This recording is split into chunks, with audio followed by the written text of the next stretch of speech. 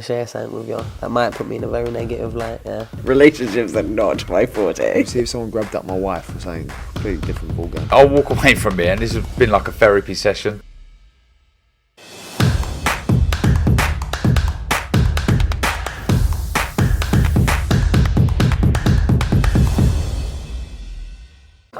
Andrew McCART, IFL TV, proudly sponsored by Everlast. Eddie Hearn, what a night here in Liverpool. Just break down the card for me before we get to the main event. Yeah, I mean, well, let's start with the main event. Diego Pacheco, unbelievable. I mean, 22 years of age, this guy's an incredible talent. And I feel for Jack Cullen because he really came well prepared. And he boxed well, but this kid is a sharp puncher, sharp shooter, super calm all week. He's a future star of boxing. Robbie Davies Jr. gutted for him. I mean, I was so excited to see that fight unfold after the knockdown in the second round. And the ankle was horrific. You know, it looked like a clean break. And it's going to be a tough one to come back from. Johnny Fisher, great valuable rounds. Damiani was so tough, I thought his head was going to come clean off from that right hand. Peter McGrail, good 10 rounds under the bank. Took the fight at late notice, probably wasn't the sharpest he could be, but big future for him. Rhiannon Dixon, great performance. If she just believes in herself, she can go on and win further belts. Great fights with Paddy Lacey in a local derby. I thought Aqib Fiaz looked great. George Liddard with his second stoppage, and Campbell Hatton getting the 8 rounds under the belt. 6 rounds. Well, that's good.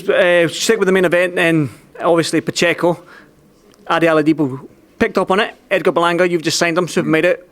Both of them have over 80% knockout ratio on BoxRec. Both of them are young. Both of them in the same division. Puerto Rico Mexican rivalry.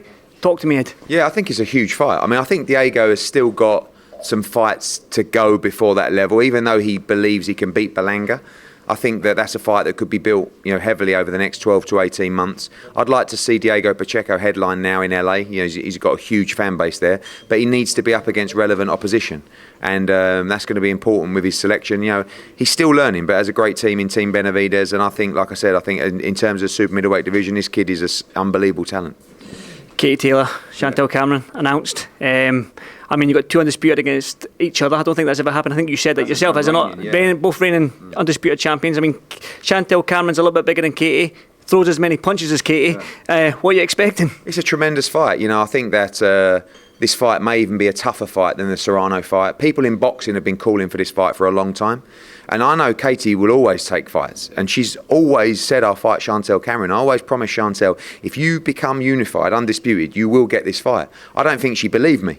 But that's what Katie Taylor's all about. She gets a homecoming May 20th. It's going to be a wild atmosphere, massive card coming as well for Ireland, and you'll hear that next week. One final one for me then. Francis Ngannou had some talks with you. Can you elaborate against Joshua fight in the future, maybe in Africa, maybe? Yeah, he said it. I did a good one to keep my mouth shut on that one, but I flew to Vegas to see Francis, and what a guy. What a story. We had a lovely lunch, and I'm interested to work with him in boxing. I think he's a huge name. The Joshua fight was discussed, and we'll see how it unfolds. You think he can succeed in boxing, Ngannou? I think it's very difficult to jump into boxing at that kind of level, but he's strong, he can punch, and he's a huge star. Eddie, I'm pressed for time. I know you've got plenty more to do, so thanks very much, mate. Cheers.